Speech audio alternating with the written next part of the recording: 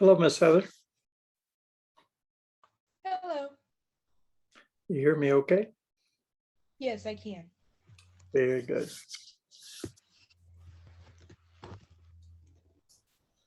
Hello.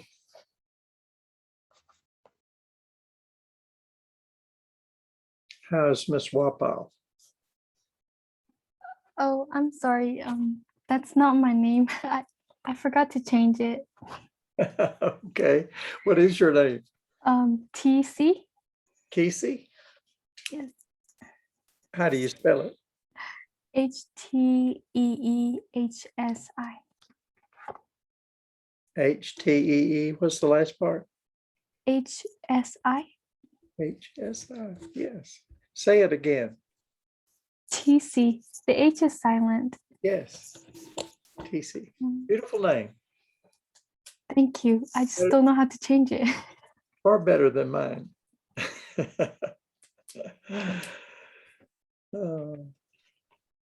I wonder why it shows up like that on your name.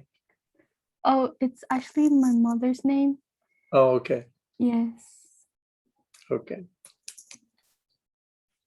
Your mother know that you're using her name? I forgot about it because we had a Zoom meeting service yesterday, and so I forgot to change it. That's all right. I'll be back just a second.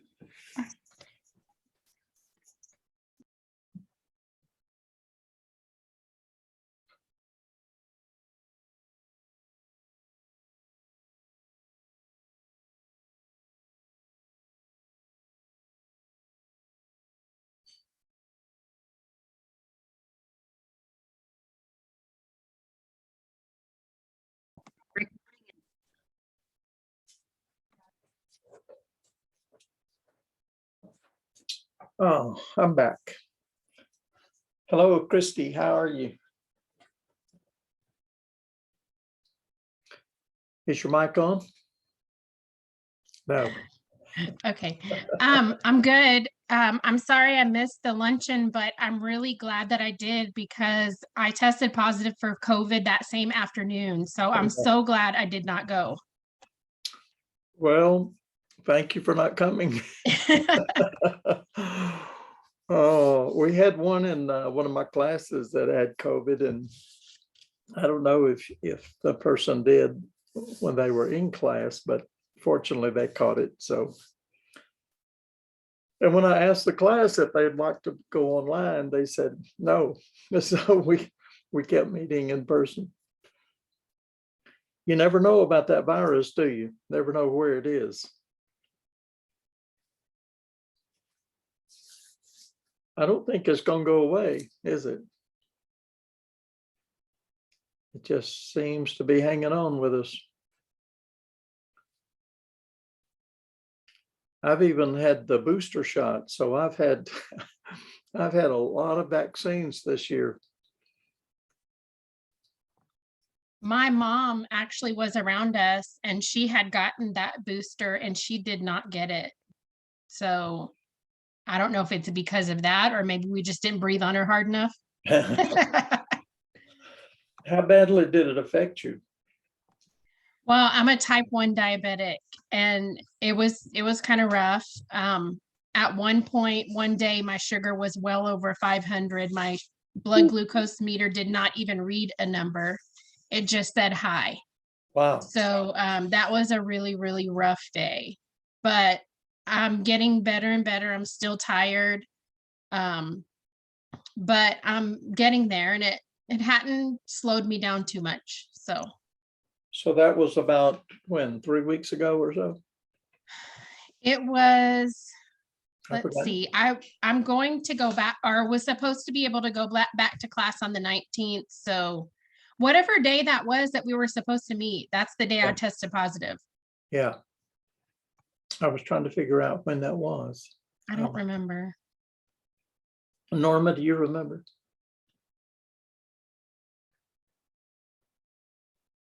I have it in my calendar. I just don't have the calendar in here. And you are graduating, is it this in December or in the spring? Christy? I'm gonna turn myself back on. Okay. I'm going to graduate next December. Hmm. So I am just at the beginning of all of this. But I don't feel like I'm at the beginning. It feels like a long time already. Oh. And they, some of them are delayed, it depending on whether they are graduating and finished during the summer, you know, what term they're going to be with. It's so confusing to me to figure out when they're going to graduate. Did you find out when our last meeting was, Norman? Did you look it up? You talking about Zoom or Yeah, no, in person in at the building. Tuesday before last? It was just 2 weeks ago. Okay. Yeah. I thought it was a little bit further away. Well, that's right. That's right. Because this last Tuesday, we had one student to come over thinking we were having it again the very next Tuesday. Yeah, that was one thing, Krista, we were really concerned about was you're in a small classroom, small area. And if we all got in there, it just would be too much for people, I'm afraid.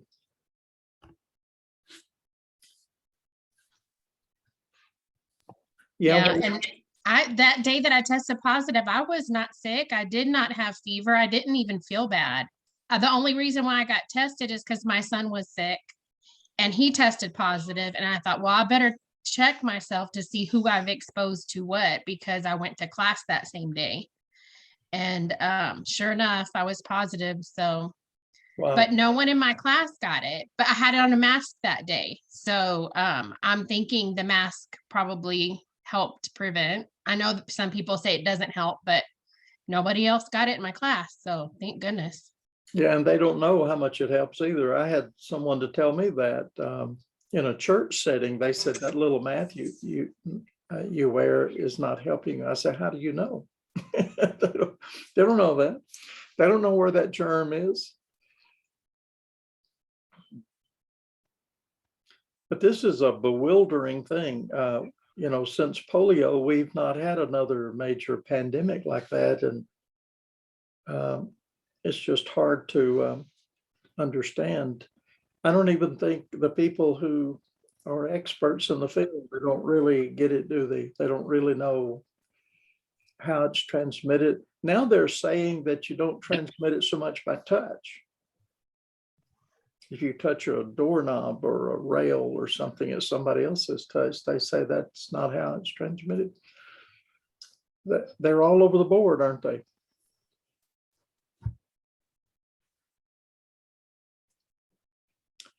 Let's see. Okay, well, we'll give everybody a few more minutes. It's just now 2, and see if others join us. Yeah, this has been a rocky thing for clubs. Some of them are going ahead meeting, you know, almost disregarding everything. And we just don't want to do that. Beside that, we're in the process of moving out of our building. So that building is going to be torn down in a few months and a new one built. But we want to have more space. That's one reason we're building that building, is so we can have a larger area to meet in. TC, I see you got your name up right now. Yes, sir. Your mother will be proud. Yeah, I had to leave to change my name. Ruby, are you there? Yes, I'm here. You just are concealing yourself? Yeah, I mean, it's been a day and I have like a messy background, so. Okay. I had a class like that in 2020 where no one wanted to cut the camera on. So, Yeah. And then I had like a test just a minute ago and I'm like, I can't do a fast clean. Like we'll just have to work something out.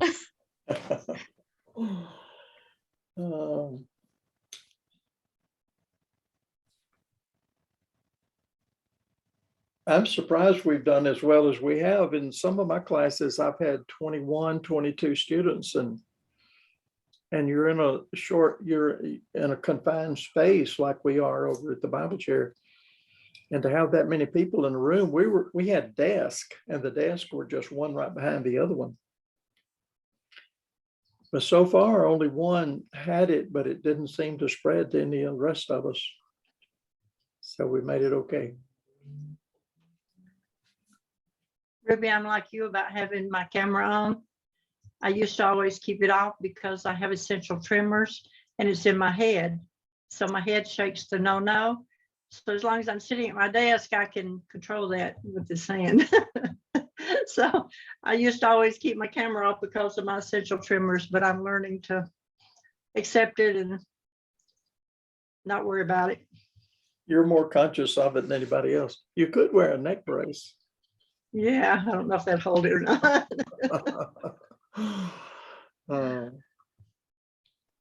Well, I have 3 minutes after. Why don't we go ahead and get started?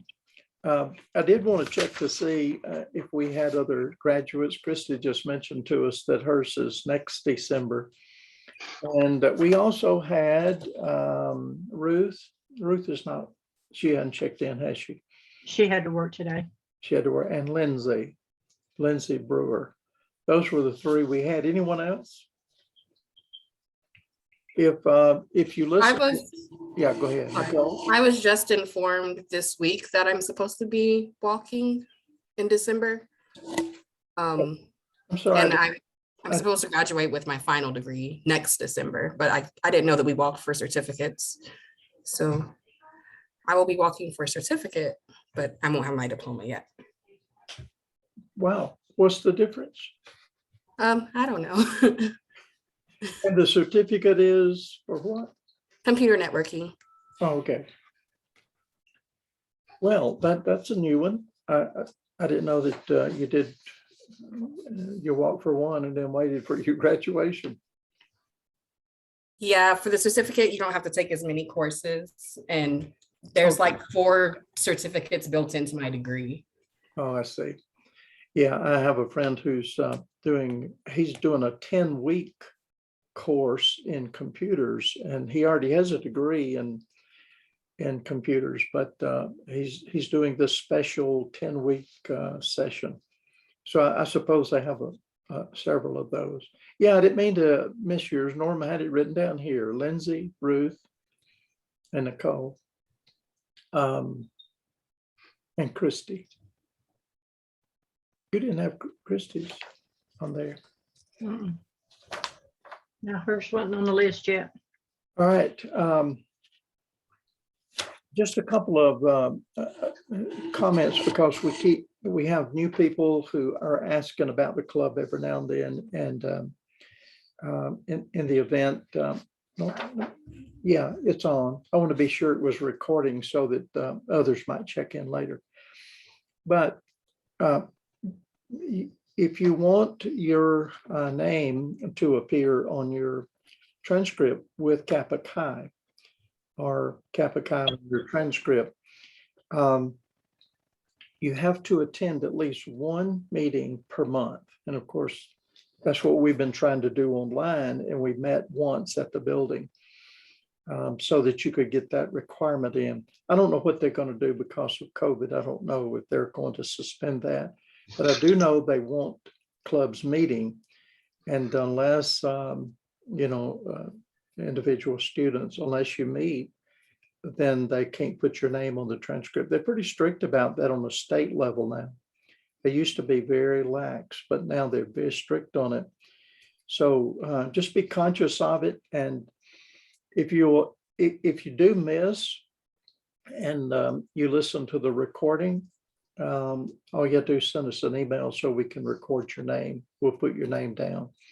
But you do have to participate in the meetings at least once a month, and we're trying to have at least 2.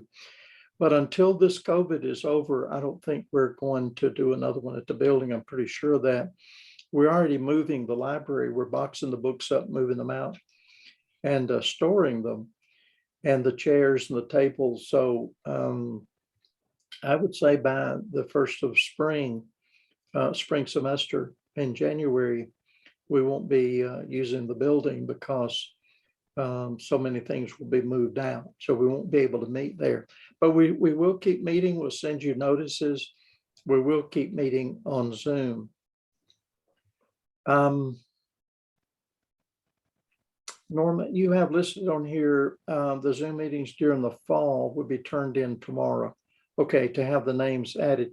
Yeah, they gave us to the 23rd, wasn't it? Yes. The 23rd is the turn-in date, so we'll have to do that on Monday, the 22nd.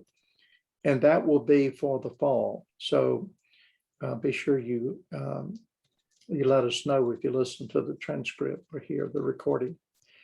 All right. Again, we've already talked about the COVID as the reason why we just can't meet in person. Others have been really pushing to do that, but we don't want to expose people unnecessarily to this. And you have work and family and school, so we don't want you to be affected by us meeting when we really don't need to or have to. But we do want to keep the meeting before people and let them know what we're doing. We meet with the student life leadership, and they have a Zoom meeting once a month for us. Norma met with them last time, but we keep them posted as to what we're doing. By the way, I will add that we got a note from the police department because they are raising funds for giving Thanksgiving meals. The school this year, the school is not offering Thanksgiving meals. And when they started, I mean, it was like 150 and it went to 250. And I mean, it just kept going. And this year, I don't know why, but they just said they weren't going to. They said they didn't have the funds for it. So for some reason, they're not doing it. But the police department said that they would do 10 tickets. That's $65 a piece. They're trying to raise 650. So for Kappa Chi, I went over there and purchased one of the 10. So I did that in the name of Kappa Chi so that we would be participating in it. By the way, we do things like that for other requests as well. For the pantry, for example, I don't know if you're aware of it, but the pantry is heavily, there's a heavy demand on the pantry items, both for food and for clothing. And it's a small, do you know where it is, everyone? Are you aware? Yeah, it's in the Commons building, Ware Commons. As you go in, it's on the right. So they have small offices there, but they have, access to storage and items of food if you go in and request it. But anyway, we've done that before. I haven't this year, but we've carried food over there and participated in some of their fundraising as well. I do want to remind you that we are helping a student with Christian Relief Fund. And the central office for CRF is in Amarillo. And we signed up for one child, and what we do is we pay that child's school fees. And he lives just across the border from Texas into Mexico. And CRF is responsible for choosing the child. And most of the time they're very young. There'll be children starting to school. And it's like $37 a month for school fees for them to go in that area. And we participate in that. We also give a little extra money at the end of the year for them to have a Christmas gift. So those are a couple of things that we're doing as a club and as a group. But listen, it also depends upon what you want to do. And things that you see that are being announced around campus and campuses and that you want the club to be participating in. It's not all up to me. I'm the faculty sponsor, but you certainly are welcome to, suggest and lead in what you would like to do as a group. It hinders us tremendously because we're not able to meet in person and talk about it directly and plan things. It's hard for us to even, to provide some sort of leadership among the students because we need to get to know one another, and it's hard to do when you're online. I'm looking at my notes here. Norma typed these out, so I'm looking through them to see what I need to cover. As you got a note here about volunteer opportunities that we were just talking about. But if you do know of things that we can do to help families that are in need, I just mentioned a couple that we were involved in, but if you know of others that we might be helped. By the way, one of the things that Student Life really pushes this year that they haven't in the past is for us to do things together as clubs. There were 42 different clubs at the beginning of the year, and I noticed they marked through about 4 that didn't have participants in it. So we're under 40. That's still a lot of clubs, though. But if you know something that we can join in with another group in doing something, feel free to bring it up. This note about the building, as you know, we're in a house, and that's one reason we're so confined is because this was an old house built in the 1940s. So it's about 82 years old.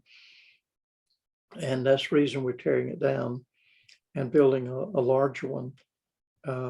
It'll be a 70 by 40. It'll be 2,800 square feet. And it will be much more convenient for us to meet there and to have more space. And we hope to get that available by next summer.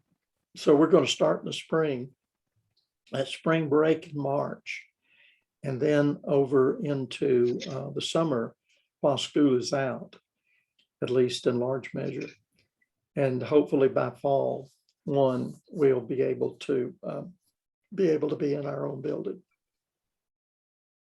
By the way, that was a fundraising effort that we've been involved in for a good while, since the fall of 2018, but we only had a year and a half to work, and then COVID hit us. And therefore we were not able to visit churches and individuals to raise money. We were trying to raise right at $400,000 ahead of time, so we wouldn't have to borrow any money. We would raise it up front. Well, we have almost reached our goal. We're at about $350,000 that we have raised.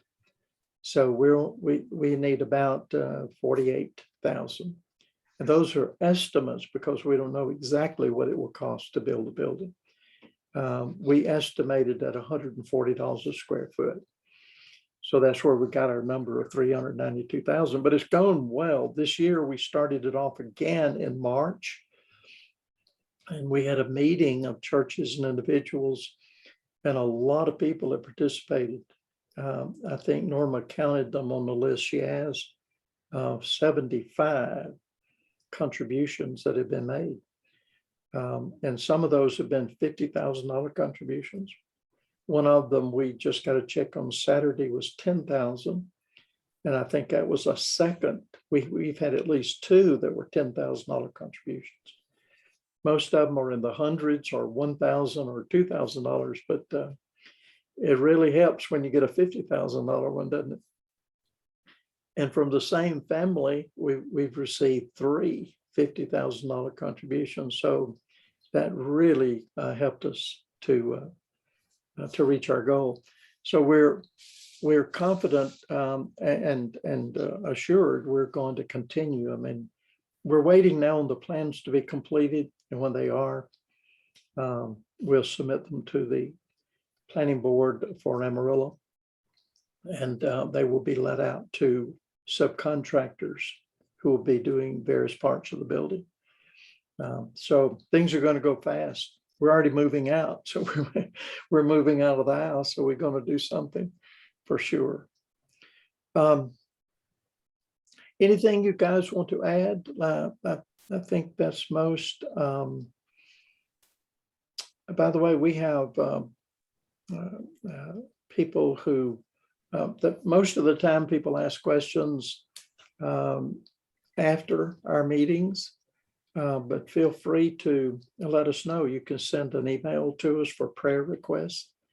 Let us know what you're thinking and what your interests are. Anybody have anything you want to add today? I do. I have a question. Okay. Hi, Okay. my name's April. I just April. wanted to see if maybe we could schedule like a virtual meet and greet since we can't do it in person. Say that again, April. You want to schedule a virtual? A virtual meet and greet Yeah, she has it. so that maybe we could all kind of each other a little better, and maybe that would be a way to pick some officers. Okay. Yeah, I think that would be a great idea. Before COVID hit, we had a meet and greet in person, and we had games that we played and had a really good fellowship time activity, had games, prizes, and so on and so forth. So April, if you can think of some things that would be good to incorporate and get everyone involved in a virtual meeting, I think that would be wonderful. Maybe think of icebreaker or something, or any of the rest of you who think of something that would be a good way to get everybody in a virtual meeting. Just make the purpose of the whole meeting just a meet and greet, getting to know one another. Okay, I will. Yeah, that would be good. One of the problems we've had, April, is trying to find a time convenient for everyone. We, when classes are going on Monday through Thursday, it seems like folks are really busy. We were just trying to find a time, but this Sunday afternoon we thought would be very useful, but we end up with 6, 7 people, and that we had 9, I believe, to come to the building 2 weeks ago on Tuesday, and then we had a couple who called and had reasons for not coming, so we had 10, 11 to check in, and it's all because of this. Yeah, I was there a couple weeks ago. Yeah. It's just hard to get the numbers up, isn't it? And the other clubs are facing the same thing. We're not the only one. The other clubs are having the same sort of issues that we are.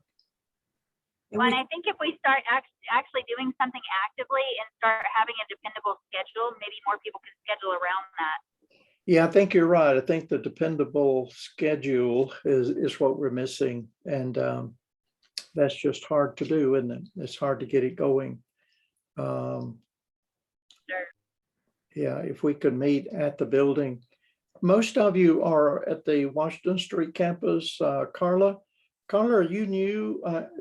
I think I saw your email that you were asking about Kappa Chi, right? Yes, hi. I'm sorry I'm late. I was having some issues with my internet, but yes, this is my first ever meeting, and I'm happy to be here. Good. Well, we're glad to have you. Yeah, we last year and the years before, we have really enjoyed those Tuesday meetings, and you get to know each other so much better that way. And but the virtual meet and greet is good. I mean, again, you guys let us know what you would like to do and plan it and set a date. Again, we asked for responses on this about the time, and we had a couple of suggestions, but Sunday evening was one, but that's not the only one. I mean, there are other opportunities, I'm sure, for us to get together. Do you have a suggestion, anyone? Do you have a suggestion of a better time or an additional time?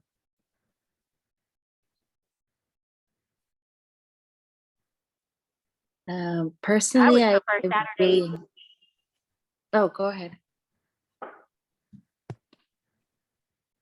Go ahead, Carl.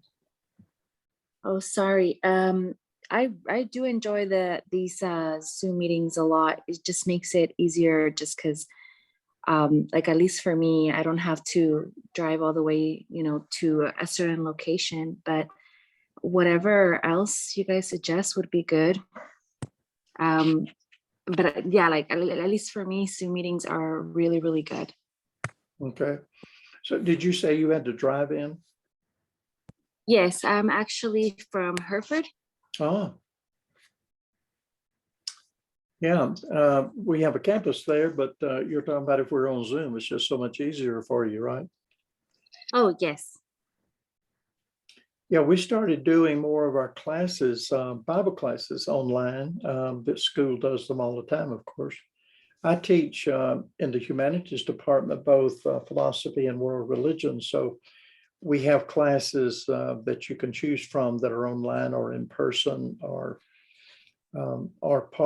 part in person and part online. But the Bible classes almost in the past were all online, all in person, and none were online. But we started changing that because we were getting students from Guyman and some from Oklahoma and Canyon, Lubbock area. But it's useful to have the choices, doesn't it? Makes it more possible for people to tune in. All right.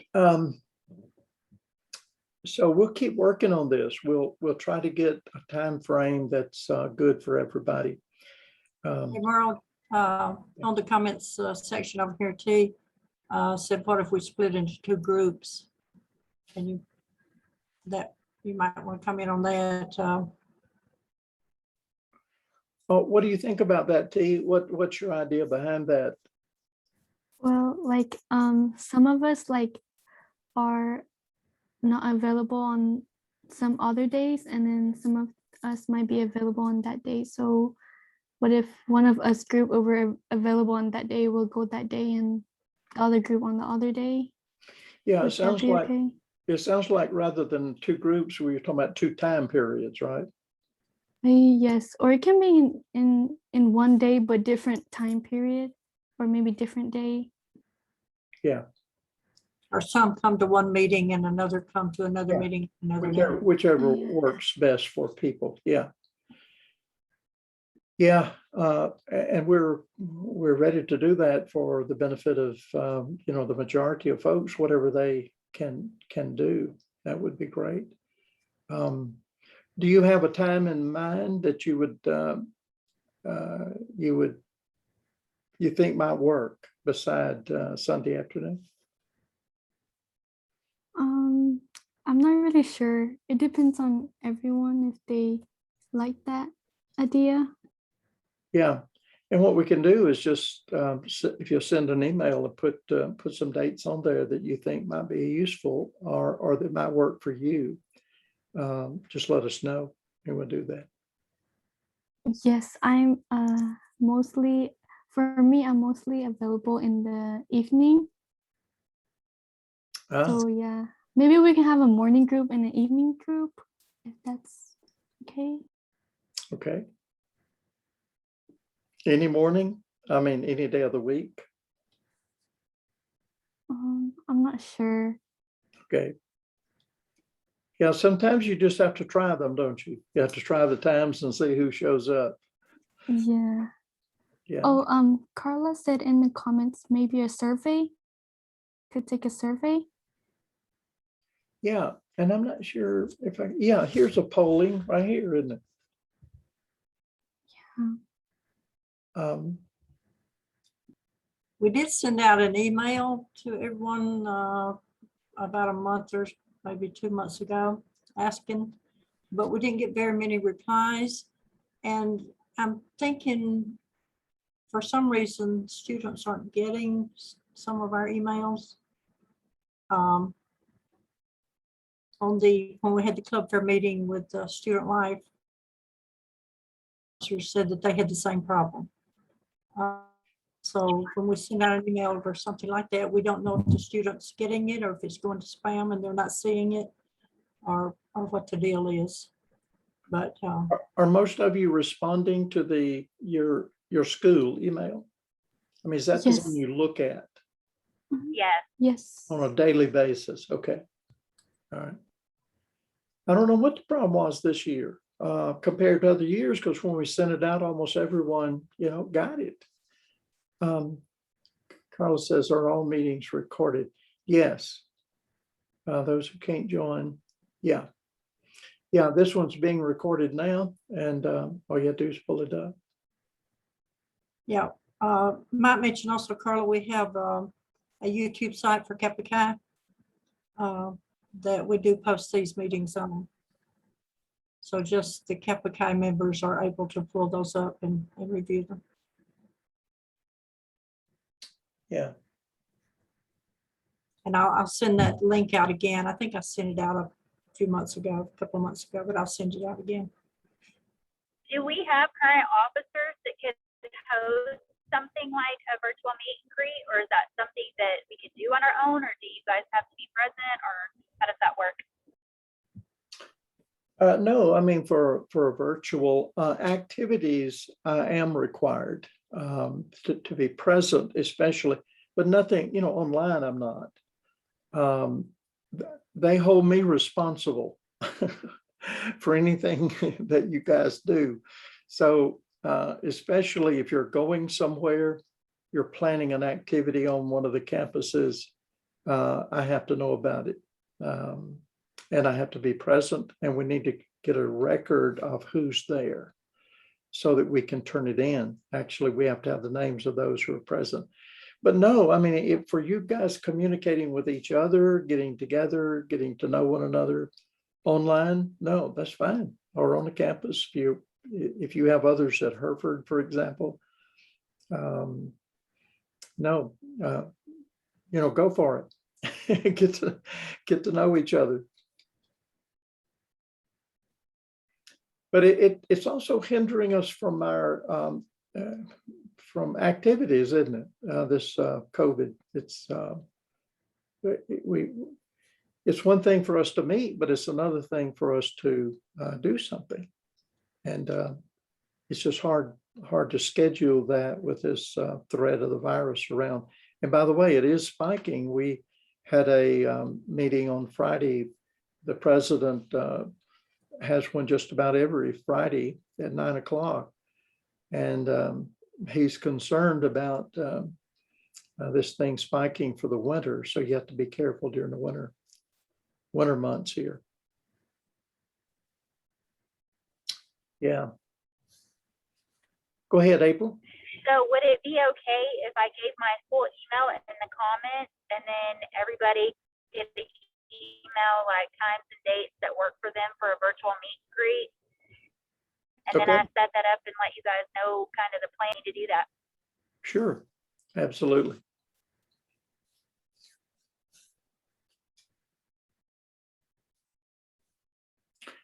And I'm just looking over the group here. We have others. Yeah.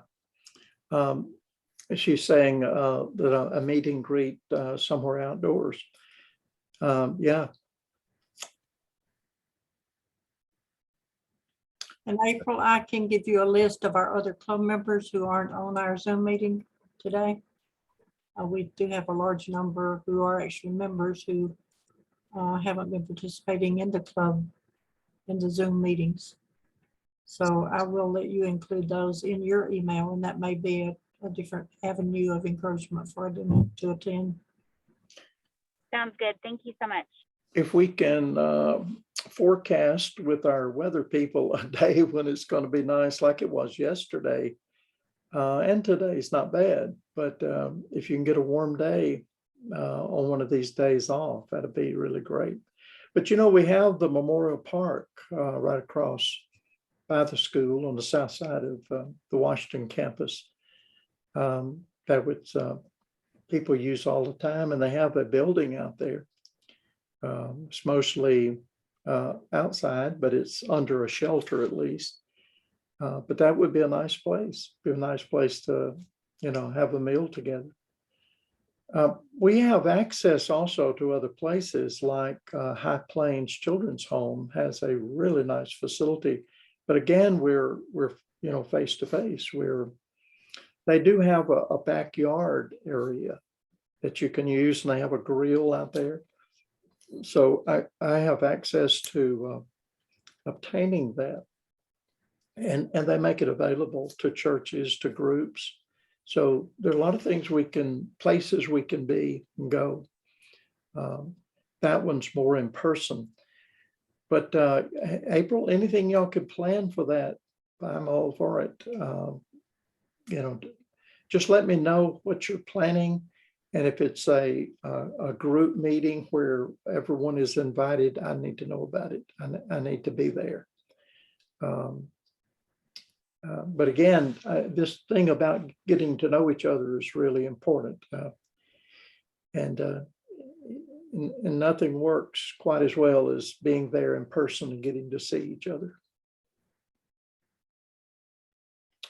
Okay. What you want. Okay. Did everybody see the note there?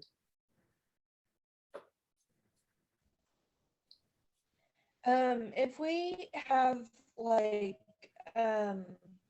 volunteer opportunities that we're like thinking about, especially with like all the holidays coming up, would it be easier to like send you an email and then you maybe like send it out to everybody else, or how would be the best to get it out there?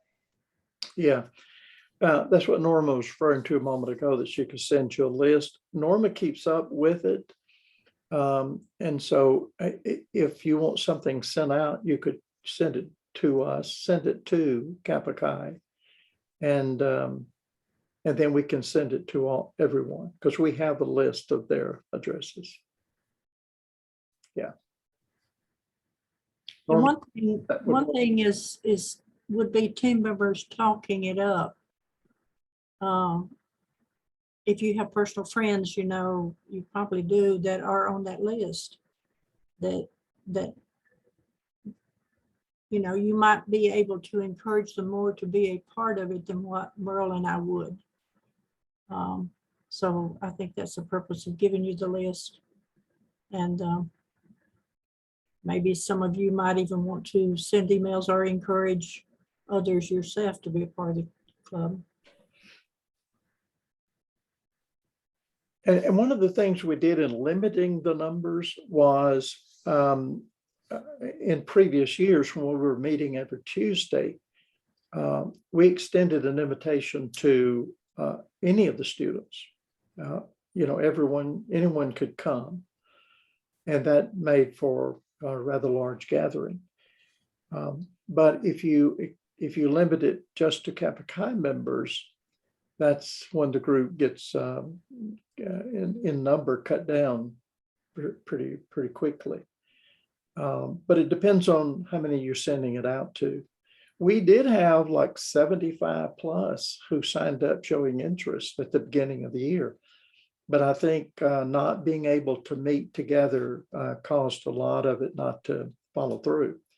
And the communications, the other clubs were saying to the student life group that they simply weren't getting emails, or the people were not responding to them. There was a communication gap there somewhere. And we still aren't sure where it is. It seemed like that they were looking at a different place. They weren't getting the emails we were sending out, as they were in years before. We don't know why. Yeah. Someone else had suggested also the group me text. Our son works with a college in Amarillo, in Missouri. And he mentioned the group me text. How does that work different from Zoom? Can you go on like with, pictures and activities and such like you do on Zoom? How does that work differently? Or is it just a communication type thing? Have y'all heard of that before? The group me, several of them in the It's called group me. I'll Um, go. Okay, Go ahead, April. Okay, well, the group meet is kind of like a group of people that get together and then you're all kind of in the same chat type thing, kind of like the chat is on here, but you can share pictures, you can share videos, you can kind of use it to share as your group, but it doesn't really work as a video chat app. okay. We use it for communications for my choir, the AC choir, and it works pretty well. It's just that it doesn't, unlike a text message, or at least on a lot of people that I know and my phone as well, it doesn't send you a notification immediately. Like it doesn't have a notification sound as far as I know. So you have to keep checking it and you can see it'll show like a little number 2 in the bottom right hand corner saying that there's 2 new things that were added to the group, but it won't really tell you sound wise. And Discord is also the same way. You could also send out like a verse of the day or something along the lines of, if you're offering like a Bible study class, you could send out the information to the whole group at once in just one simple text. Instead of having to send everybody a separate email, you could just literally send it to everybody with one text. Yeah, it's really convenient. So we would have to have everyone's phone number for that. Or does it go like an email? I believe we only took down phone numbers for the AC choir, but I would have to double check on that. I don't have my phone. So, sorry. So the group me, so one of y'all can like create it and get everybody's phone numbers and then just create like a group. So it's just a way to communicate with others without like having their numbers. And it'll be faster to like communicate also because it comes in like a text message, sort of. And as long as everyone has GroupMe downloaded from their Play Store, their Apple Store, then as long as that one person sends out all the phone numbers, everyone's invited to join that group. And so everybody will automatically see what anyone in the group posts. And you can also send direct messages if you want to. But Okay, we'll see about getting that set up then. I mean, the reason I had suggested like GroupMe or a text-based maybe app was because at least with myself, I tend to have a lot of issues with my email. I'm not sure if it's the server or my own email, or I'm not exactly sure, but I find it's always easier like when my professors or my teammates or, family friends sends me a text. It's easier for me than to try to see if like, oh, maybe the email went into the spam folder, or, I mean, I just find it easier. And I wasn't sure, it was like, maybe that would be a better or another option. Yeah, but I personally like would like continue or would like to continue to do like a mixture of maybe the two, maybe like Zoom meetings on certain days, but like throughout the week we could use one of the apps. I don't know. That sounds good. yeah, that is a good idea, especially if we do like messages of the day or, a prayer for the day or something. I like it. Oh, sorry, go ahead. Sorry, I didn't realize I was unmuted. Oh, I was also wondering, like, college's Facebook page. I know that there's a lot of people that don't even go to AC, but that subscribe to it. Would we be allowed to, if people aren't getting the emails, would we be allowed to make a post on Amarillo College's Facebook page, or do we have one? We have one for Kappa Chi. Oh, okay, I didn't know that. Yeah, and I'm not sure about the one for the college. I wouldn't think we would be able to. Student Life posts things for the clubs. Oh, okay. Yeah, if you send something to Miranda or Amber, they will post it, but it would be an announcement for the whole club, for Kappa Chi. I'm not, and I haven't used that before, except I communicate with them all the while. But yeah, Kappa Chi, Norma, they can post something there, right? Yeah. Yeah, because we have our own Facebook. Somebody mentioned here on the chat about Twitter. How many of y'all have Twitter? A raise of hands.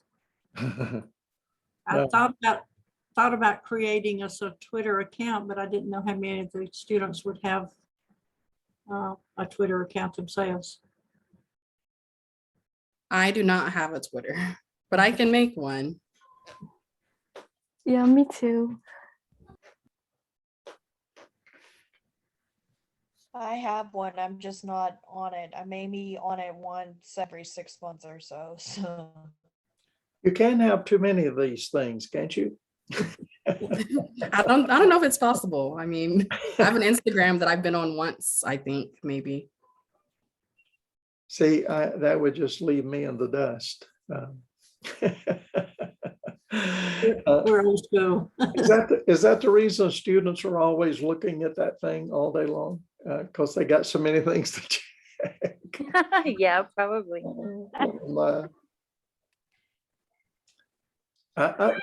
What did we do before Instagram and Twitter and tweets and everything else? I don't know. Ooh, MySpace, no? Yeah, MySpace. We picked up the phone and called people, but don't tell the kids. Yeah, or actually talk to them in person. Exactly. Yeah.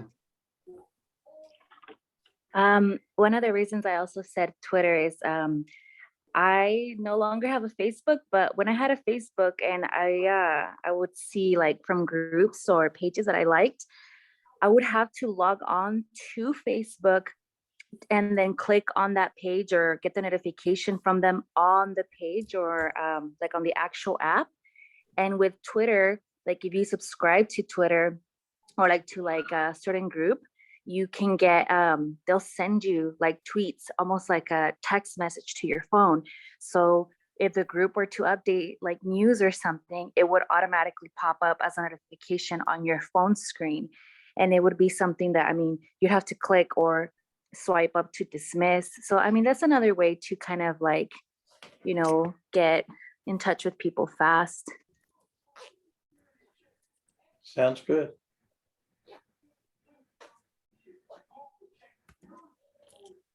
Nicole, do you have anything to share? You've been super quiet. No, this is my first time here, but I don't really have anything to share. Welcome. We're glad you're here. Thank you. I do have like, it's getting close to the end of the semester, but there is something, I go to two different churches, Redeemer and Power Church. But I know that one thing that Redeemer does, if we wanted to take on another volunteer project, they have a refugee project that they're doing. So the refugees that are relocated here in Amarillo, they help provide childcare while the parents are meeting with ESL teachers or counselors to try to help them find jobs, get a driver's license and stuff like that, if anyone would be interested. I know it's a little close to the holidays, but maybe for next semester. Yeah. By the way, there is a church in Paladura area where the high school is, North Amarillo, and they have free food, pantry, and clothing for people in that area. And other people are donating and giving things to them.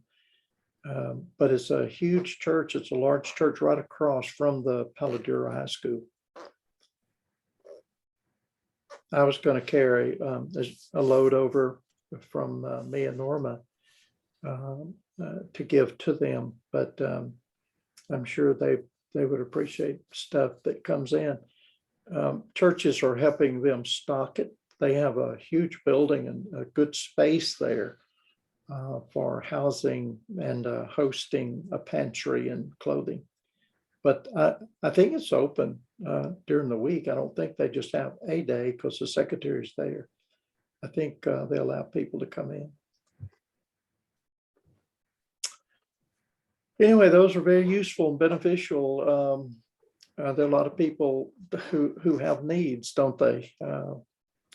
And again, the pantry for the school is I didn't realize it was being used as much as it is, but there's a high demand for it there. Okay, let's see.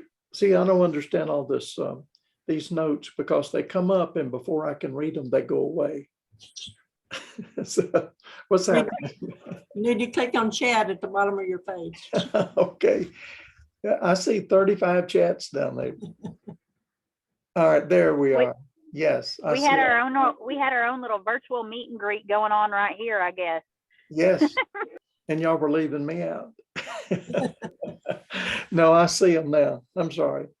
Oh, and as far as the ARC, one of the things that we did to help them out, the AC choir went in during the week and helped them actually fill the bags. The diapers were the things that were going really, really quickly.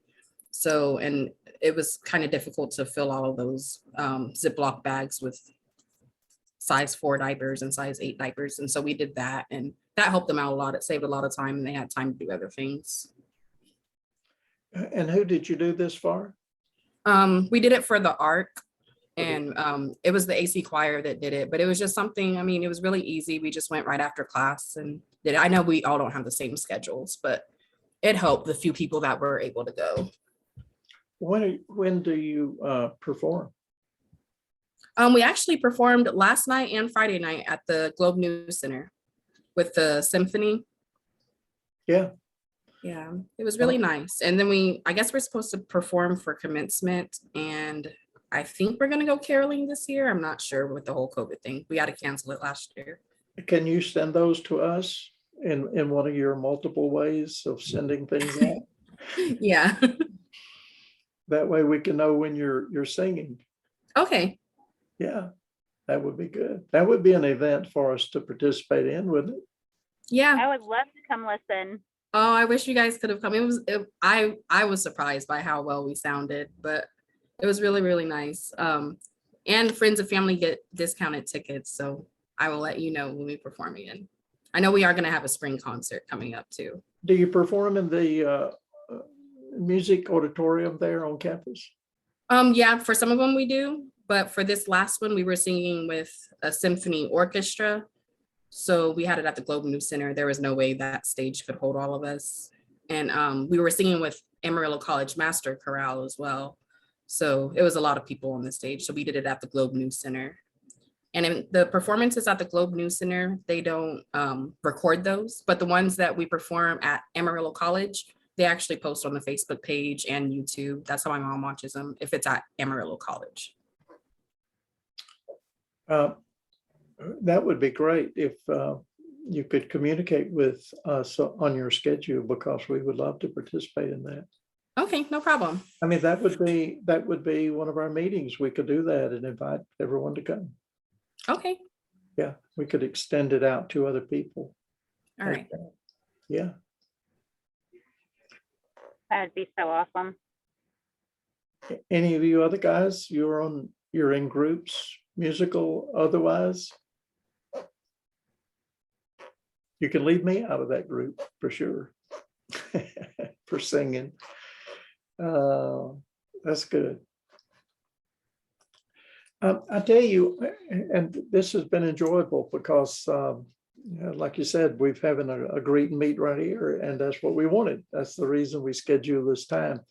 I did have something I wanted to present, but it's almost like a full-length Bible study, but it's something that I presented to our morning class at the Bible chair, and it's on the life of Paul. But it's a summary of a book that I read when we were living in Virginia. But it's a charge against Paul about him being a Roman spy. Can you believe that? And that he went undercover among Christian communities to report to the Roman government what they were doing and if they were speaking against Caesar. But anyway, it's a unique and false thing that this author did. But by the way, the person who wrote it, there's co-authors, but one of them is Colonel Mary Rose Sheldon from Virginia Military Institute, VMI.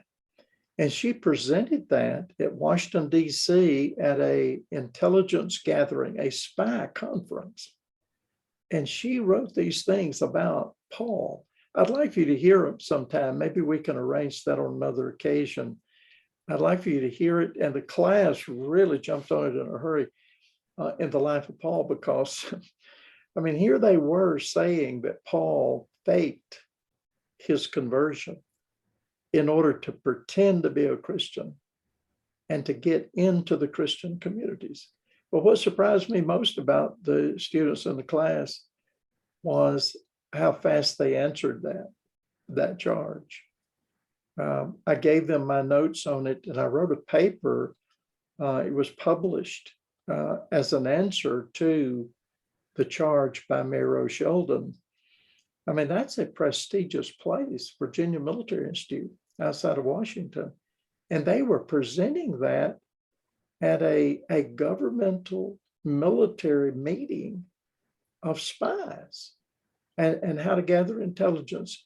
And even one place in here, it says, are we blaspheming, the great Apostle Paul? The short answer to that is yes, you are. The word they used were slandering. Are we slandering the Apostle Paul? Can you imagine for a moment that he would pretend to be converted? And for what purpose? By the way, it was the Roman government that killed him, wasn't it? They're the ones who cut his head off. So it wasn't too good of an employer-employee relationship if that's what was going on. But anyway, maybe we can get together sometime and I can present that to you.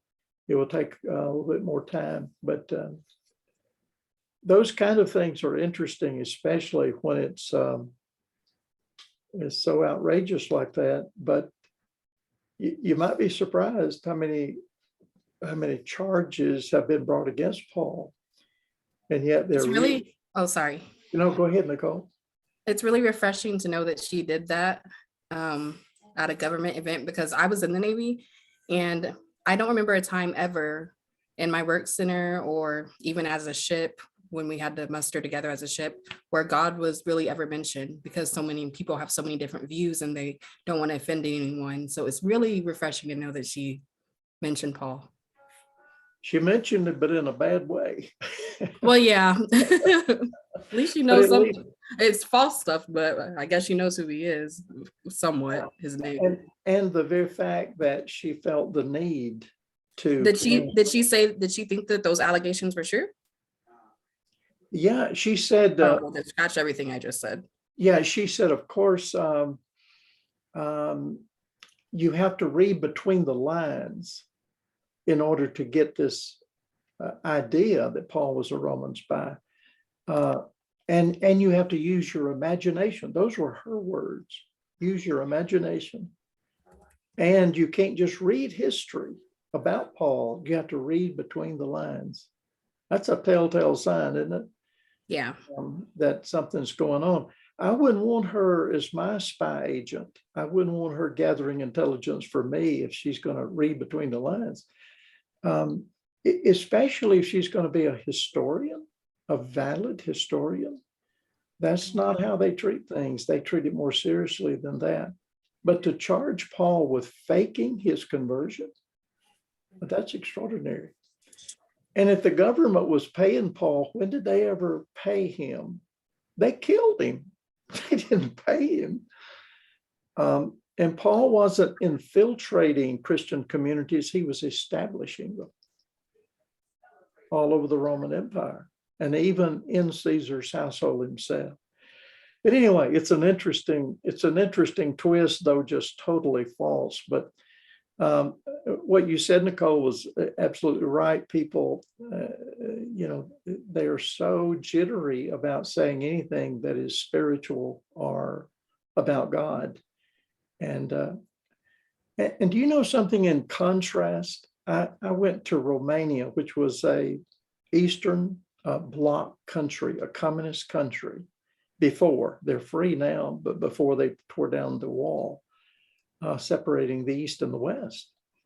But in the 1990s, I went there and they invited us. I was with a group, but they invited different people in different schools. I went into a 5th grade school, classroom, I should say, and the teacher opened the classroom up for me to speak to them in English because they wanted to learn better how to speak English, but to tell them things from the Bible, to tell the Bible stories. And you can't even do that in America. But here you are in Romania, and the teacher welcomed us, and we went back another day and another day. We were there for 2 weeks, and they were inviting us in. And even the situation with the Bible chair, in order for us to function on a state college, we have to be separate from the other classes that are taught. Isn't that amazing? That you can't teach the Bible, even as literature, you can't teach it because our government is opposed to it. I just find that extraordinary. And especially when other countries have already been down that road and have been communist countries. And now they want to know what in the world it means to be free and to be a Christian. And here we are making a tremendous mistake.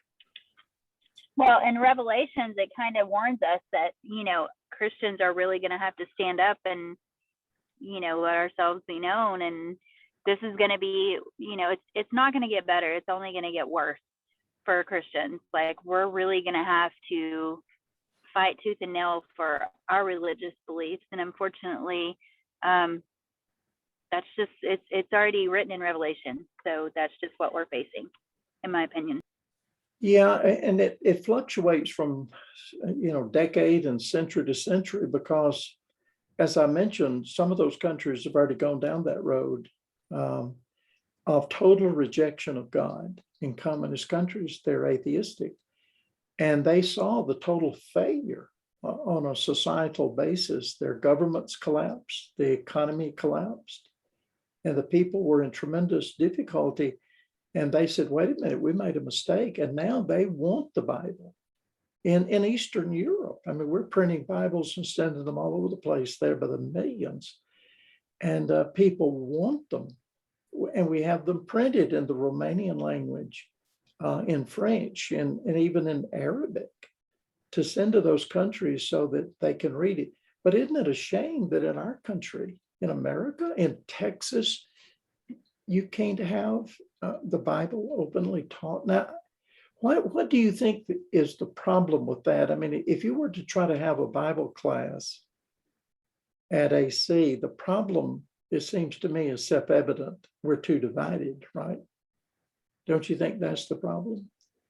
It would be who would be teaching it and how would they teach it? But you could teach it as literature. You could teach it as it is written. You could just simply go ahead, April. There's a new high school called West Plains High School, and they're actually teaching 2 different Bible classes, which really kind of surprised me. My daughter is sitting here listening. She always listens in on these meetings with me. And she just let me know, here, let me do this. She just let me know. What you let me know? They have 2 Bible classes, one for Old Testament and one for New Testament. So yeah, they have an Old and New Testament class. So that's new information to me. I didn't know that. And that's at Tascosa? West Plains? I think No, she's going to be at West Plains High School. Yes, it's a high school that's opening up next year. Will be the first year it will be open, and she will be a junior. So it's a brand new school for King and Independent School District. So I don't know if Amarillo does that or not, but that's something worth looking into if your kids are in Amarillo. Well, I have knowledge about that. We've had that program for years at Amarillo High School and Tascosa. That's the reason I asked you about that one. But do you know that a bill was passed in Austin by our representatives forbidding that they cannot teach that? Now, here's the stipulation. They can, but they have to have 2 degrees. They have to have a degree in Bible, and they have to have a teacher's degree. And before, they were only qualified according to Bible teaching. But now they have to have training as a qualified teacher. So what they're doing is putting two responsibilities on them, two requirements on them that are not put on others. For example, you could have a soccer coach, a football coach, who teaches, say, American history. And that he does not have that second degree. But they allow that all the time in various departments in our schools, colleges, junior colleges across the United States and in Texas. But what Austin did in June of this year is that they said, okay, you can do that if you have these two degrees. And they shut down. The principal from Tascosa called Amarillo High, and they shut down the Bible classes, both those classes that you just named, April, Old Testament and New Testament. That's what we were teaching. And they shut down both those classes. So Go ahead. how will they be able to do this in a new school? I don't know. They need to find out about it. They may not know about it. They need to find out. They may have a teacher who meets both of those qualifications. Yes, that could be the case. Somebody may have, but let me tell you, for 70 years, they said they were teaching the Bible, those two classes, Old Testament, New Testament, with college credit. In other words, they could come to AC and they would already have those two accredited if it applied to their degree, if they were, say, in religion. But they would have to be qualified as both a teacher and in a Bible degree. And we found that out. We only found that out during the summer, and it stopped both programs at Amarillo High. We had students ready to take the class, and they stopped both of them at Amarillo and Tascosa. All I can say is that, as Norma said, they may be qualified already. If they are, that's wonderful. But you really do have to know what you're doing to get in there and to be able to teach them. But you have to know how to teach them as well.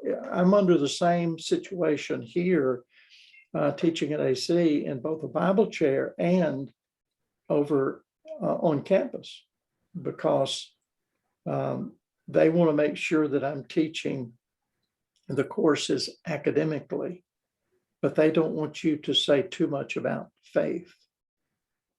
And obviously the reason is because we're so divided. The religious groups are so many. And if they opened it up, it would be most difficult.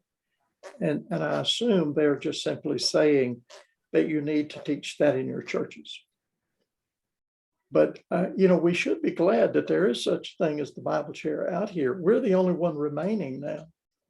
We did have two, and one had to close because of a lack of support. You see, the school does not pay anything toward the operational expenses of getting a Bible degree. None. They collect the tuition from the students, but they don't pay for any of it. So that's because of our laws concerning taxation and religion, separation of church and state. Right. How are we different from the Baptist Student Ministry organization? Yeah, the difference is that they're not teaching any classes for credit. Is that true? Well, I took courses at Wayland Baptist University, well, a branch. I took it in Clovis, New Mexico. But I mean, I took Old and New Testament, and maybe it was just because it was such a very small class. But I mean, our instructor felt free to mention faith. I mean, he mentioned it all the time. He got pretty deep. I was very glad that he did. It wasn't just. Nicole, is it a private school? I mean, is it like Wayland? It's like Wayland here in Amarillo? Yeah. So maybe that's the reason. Yeah, it's a private school. And the Bible chair functions separate from AC. See, we're not on campus. We're across the 25th Avenue there. We have our own property. Oh, okay. I still thought it was a part of the school though. No, we're real close. I mean, we're right across from parking lot 9, but we're not on campus. And the agreement they made with them, by the way, our Bible chair has been there for 50 years. Next year, 2022, from 1972, we will have been in existence. But we have an agreement with the school that there at the Bible chair, we can teach what it means to have faith in Christ. I present classes on the life of Paul, the life of Christ, Old Testament, New Testament, Romans, Revelation, and Greek. Those are the 7 courses we teach. But it has, we pay for all of the expenses related to teaching those classes, and they cannot put us in their budget because of the rules from the state. But yeah, if you're a private school, if you're private, that's different. And that's almost the category we're in. But our classes are accredited to AC students. So one difference, say, between Wayland and us is that an AC student can take our Bible classes and it will be accredited to them as an AC student. At Wayland, you wouldn't be able to do that. You would be getting your degree from Wayland as a private college. Yeah, because that's a private Christian college. But we're in a different, Bible chairs are very unique. They're very different. Someone asked, was it April, about the Baptist ministries? That one exists as a fellowship for those who want to participate in the Baptist ministries. I mean, that's all it is. It's a Christian fellowship, but they don't teach any courses. What about, like, when I was in high school, I was a part of the Fellowship of Christian Athletes, and that was a public school. It was Texaco. I mean, yeah, but again, it doesn't. That's probably done, and I've known of at least one person in Virginia who helped with that program. But I think it's promoting Christianity among athletes, and there's because it has athletes in there. What's that? Is it because it has athletes in there? Is that what helped it? I think it's because there's no degree involved in it. Oh, okay, it's an organization. It's an organization, and they're allowing it. It's a very popular program, by the way, of promoting that among athletes. But I don't think there's any money exchanged either. In other words, no one's being paid. Yeah, I think what they're doing is they're volunteering, and they're my daughter participates in Fellowship of Christian Athletes at Kenyon High School, and they just get together and parents sponsor, a lunch or whatever it is. They bring in food and they take over like either the gym or the turf room, and the kids just get to hang out and play games and chat amongst themselves. And it's not a big fancy thing or anything like that, but it lets them get to know other Christian kids in their school, and it lets, kind of boost each other up and build each other up. And they do pray and they do all that kind of stuff, but it's definitely a way for kids to network and meet other Christians in their school. Yeah. And the parents privately funded. It really doesn't have anything to do with the school itself, except for the place it's being held. Oh, okay. And so like if the booster club had money, they couldn't give it to FCA or. Right. You can't. Yeah. Nobody can take, they can't take any kind of private donations like that or anything like that. They literally do it themselves. Okay. Basically, the only thing they share in common with the next group of Fellowship of Christian Athletes is the title. It's all privately funded by the parents that have students involved. So like if they want to throw something, the school will allow them to have it there, by choice or whatnot. But then the parents come in and fund all the food or snacks or whatever they're going to do, pizza, whatever it is. And then after it's over, of course, there's not a janitor. They don't use any of the school funds at all, and they just literally clean it up after themselves. So. Kind of like our Kappa Chi Club. Yeah. I mean, we are considered an AC club, and your name does go on the transcript, on your transcript for being a member of the club. But Christian. Yeah, the college is just a Christian Fellowship Club, and the college doesn't, pay for anything, but they do give you credit by putting your name on the scholarship. I mean, on the, not scholarship. Transcript. Transcript.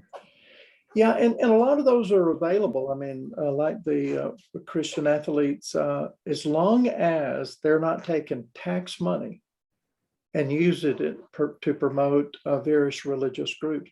By the way, I have students to come to my office because I'm right across from where they are in the journalism department. But almost every semester when new students enroll, they'll come over and they'll say, can I interview you for my paper? Because they're in journalism. And I know what they're doing. So I say, of course, come on in. And often they'll ask me if they can record the conversation so they can take notes later, transcribe, and put it in their paper. And one of the questions they always ask me is, how do you operate here on a state school, in a state school, which we're not. We're on our own property. But they said, how do you operate here in view of the separation of church and state? But there's a problem with that. I don't know who's teaching them this, but there is no such clause as separation of church and state in the U.S. Constitution. It was a letter that was written. Exactly. A Baptist group, I understand, years ago, back in the 1800s, wrote to Thomas Jefferson and asked him a question. And he answered by using the expression that they had to separate church and state. But it's not in the Constitution. The First Amendment to the Constitution says that Congress shall pass no law respecting the establishment of a religion, nor prohibiting the free exercise thereof.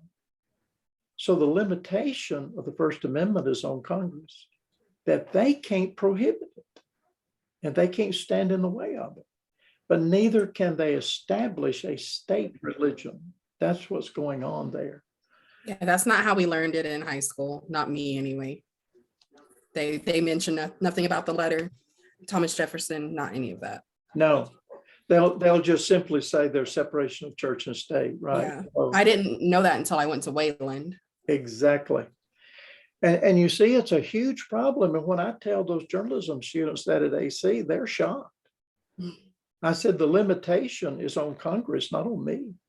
Yeah. But boy, they have a real problem. I'm glad Wayland's telling all the students about that. Yeah.